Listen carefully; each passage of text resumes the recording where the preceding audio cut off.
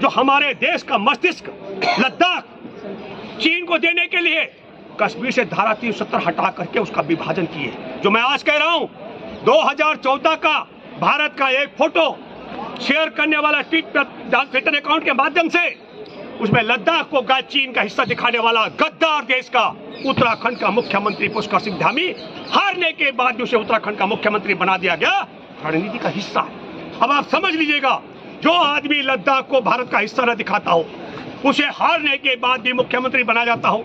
समझ रहे हैं ना? जो देश में आजादी की जंग में देश के गद्दारी करना शुरू कर दे उसे वीर सावरकर दिखा जाता हो। जब आदमी जेल से बाहर आकर के सबूत मुखबरी के देने के लिए जगह जगह सबूत बताने के लिए बाहर आता हो उसे बुलबुल पर भारत भ्रमण का यात्री दिखा जाता हो। और फिर हमारे देश में जैसे हत्या की, आपको पता हो मोनू मानेश्वर जो उसका नाम है, मोनू मानेश्वर को बजरंगबली बताया जा रहा हो, तो ये कल्पना करना पड़ेगा।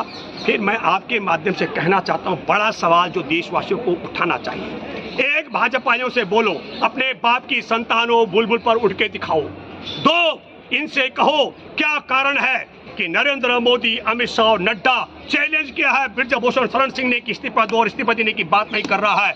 तो भाजपा के नेताओं से पूछो कि नरेंद्र मोदी, अमित शाह और नड्डा पूरी भाजपा क्यों यौन शोषण करने वाले ब्रजभूषण सिंह के साथ खड़ी है और क्यों यौन शोषण के खिलाफ जंतर मंतर पर धरना दे रही देश के ओलंपिक पदक विजेता बेटियों के खिलाफ अड़ी है। और ये इसलिए भी करना चाहिए, हमारे देश में ओलंपिक पदक विजेता बेटियों को सुप्रीम कोर्ट का दरवाजा खटखटाने के बाद भी आरोपी को गिरफ्तार नहीं किया जा रहा है, तब देश में करोड़ों आदिवासी, मछुआरे, दलित, भूमिहीन, अल्पसंख्यक बेटियों का क्या होगा वो आपके सामने है। कठुआ के 8 साल की मासूम के बलात्कारियों के पक्ष में तिरंगा की यात्रा निकाली गई।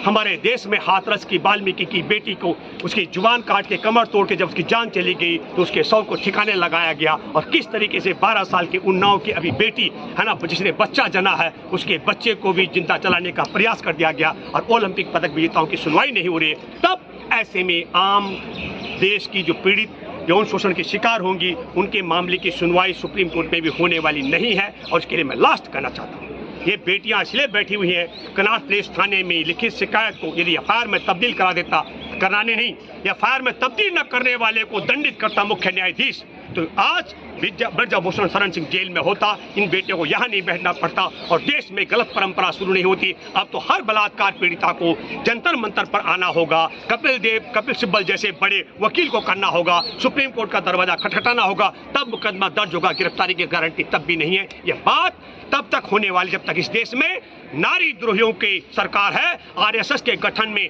हेगड़ेवार था और आज मोहन भागवत है। इतने लंबे कार्यकाल की मैं बात कर रहा हूँ। यहाँ महिलाओं का न सम्मान है और न स्थान है, और महिलाओं का सम्मान और स्थान नहीं है। इस पर एक बात दोबारा जोर दे के बोलता हूँ, गुजरात में शादी देश कहता है, देश को बताया गया कि जसोदाबेन को देश हित के लिए छोड़ा गया। गलत बात और झूठी बात है। मुख्यमंत्री रहते हुए गुजरात की एक सुंदर बेटी का अपहरण करवाया नरेंद्र मोदी ने और उसे मुख्यमंत्री के भवन में, मुख्यमंत्री के महल में, इसके बेडरूम के साथ में 2 दिन रखा गया है।